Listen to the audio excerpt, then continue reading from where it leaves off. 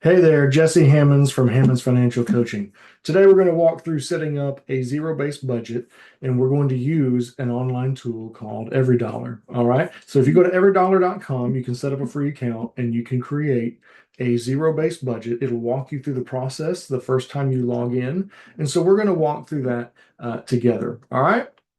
Okay, here we are inside the EveryDollar app. This is the web-based version. So if you're using an online version of this tool through a web browser, this is what it's going to look like. There's a mobile app available as well. But I want to introduce you to Jason and Emily. Jason and Emily are a young couple. They're in their 30s. They've got a couple of kids. And so we're going to walk through setting up a budget for them. Okay, so here, what we're going to do is we're just going to start with income. And so we want to record the total monthly income for both Jason and Emily. So Jason earns a modest living, and so he brings home about $4,000 every month. Emily's income is she's a school teacher. She's going to bring home about $3,500 every month. All right, that gives us a grand total of $7,500 a month. Now, if you look up in the upper left, you're going to see just below the calendar day, May 2026, they have $7,500 left to budget. When we're done with this process, we want it to see that it says green. It's an every dollar budget. Okay, and that means we've planned for every dollar that we're going to spend. Now they are church goers, and so they do a tithe, and so they give 10% of their income to the church. Okay, and so now we're going to come down to the most important things. All right, their mortgage is about $1,700, $1,700 every month, and so we're going to add that in. You're just going to keep going down the line. Their water bill, well, let's say that water bill is about $89. Our electricity bill, that's going to hit about 200 bucks every month. And cable and internet, they don't have cable TV. They just do a lot of subscription services. So we're going to record their internet service at $75 a month. Okay. And so far you can see as we add that up, then at the top of the screen, that number is going down. So now they have $4,686 left to budget. All right, let's keep going. Transportation. Every month, they estimate they're going to have about $300 for gas in both of their vehicles. Okay, they're not planning any maintenance this month, and so we're not going to worry about that right now. Their food, they estimate about $1,000 per month for food right now. It is 2026 after all. And so for restaurants, they estimate we're going to spend about $500 eating out. Okay. So we're going to keep going there. They've still got $2,800, just a little shy of $2,900 left to budget. For this month, they need to buy some clothes, and so they're going to put aside $200 just for some clothes. Not a whole lot, not extravagant, but some clothes they need to pick up. Their phone bill runs about $300 right now. But they want to have some fun, and so they want to have some fun with their money. They're trying to work on getting out of debt themselves, so they're just going to try to set aside $100. Uh, they do need a haircut, and so we're going to put $75 in there for a haircut this month. And then their subscription services. Now, the national average is somewhere around $200. They're going to have $219 in subscriptions. And so this is going to be everything that they're subscribed to, whether it's Netflix or Hulu or YouTube Premium, whatever the case may be.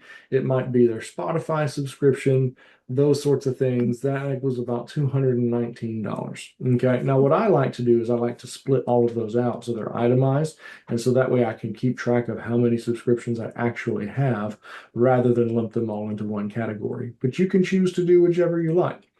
They do have a dog, and that dog costs about $50 a month to feed. All right, and then this one's the big one. They have childcare. Both kids are in childcare right now. They haven't gone to school yet, and so that costs them about $1,800 a month. They do want to go. They are looking to go out to do something fun this weekend. We're going to put in $80 there. All right, now you can see they've got $62 left to budget. And but they've got a gym membership, both of them do, and that is $70 per month. All right. And so as you can see, right now they're $8 over budget. Okay. So if we want to figure out how to make this an every dollar budget, we've got to make $8 worth of cuts somewhere. Remember, we talked about fun money. right? So if we go to the fund money category, we can just reduce this to $92, right? If we reduce it to $92, then this turns green up here. It says it's an every dollar budget, and that means we've planned for every dollar we plan to take in. But there's one thing missing. All right, they have debts. Okay, so we're going to add a debt here, and it's going to pop up, and we're going to name this debt. All right, this is going to be car number one. And so it's going to be an auto debt. The current balance on that is $15,000, let's say. The minimum payment on that is, let's say 450 bucks. And the interest rate on there is 3%, right? The we'll worry about we won't worry about the original balance. We don't remember. All right, we're just going to add that debt. And so that adds that. This, don't worry about the balance right now. We're going to go to car number two.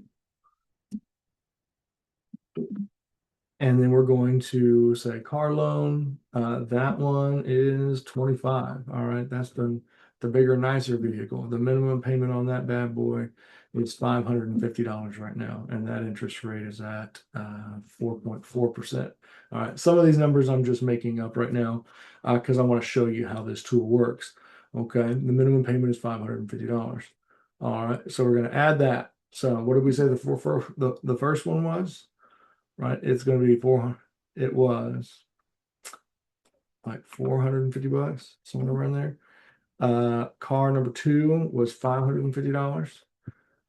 Okay, and so you see what happened, right? Now we're $1,000 over budget, and so that's assuming, right, that that's the only problem. So now we have a credit card, and we're going to put that credit card at $2,000. Minimum payment is, we'll just say $100. And the interest rate on that is 23%. Okay. I'm going to add that. The minimum payment was $100. And so if they want to stay up to date on their bills, they have to account for this. And so we're still working on Emily's student loans. Okay. We're going to come here, classify it as a student loan. That current balance, she is working on a $35,000 student loan balance. That minimum payment is, I don't know, we're going to say $270 a month. The interest rate on that loan is about 6%. Okay. When we do that, we add $270 here. So now we're $1,370 over budget based on their lifestyle. Okay. And so we're going to have to do some very hard work on trying to figure out what we can do about these debts, because the idea is, right, they can make it if they have no debts, but we have to work really hard to try to do that. All right. But this tool will do all of the math for you and create that process. And so it might be that, they're going to have to decide that they just can't afford the gym memberships and they're just going to run around the block. Who knows? And so we're just going to wipe that out, right? It brings them down to $1,300. The thing that they want to go do, they can't go do right now. And we're going to have to cut out the entertainment for a bit.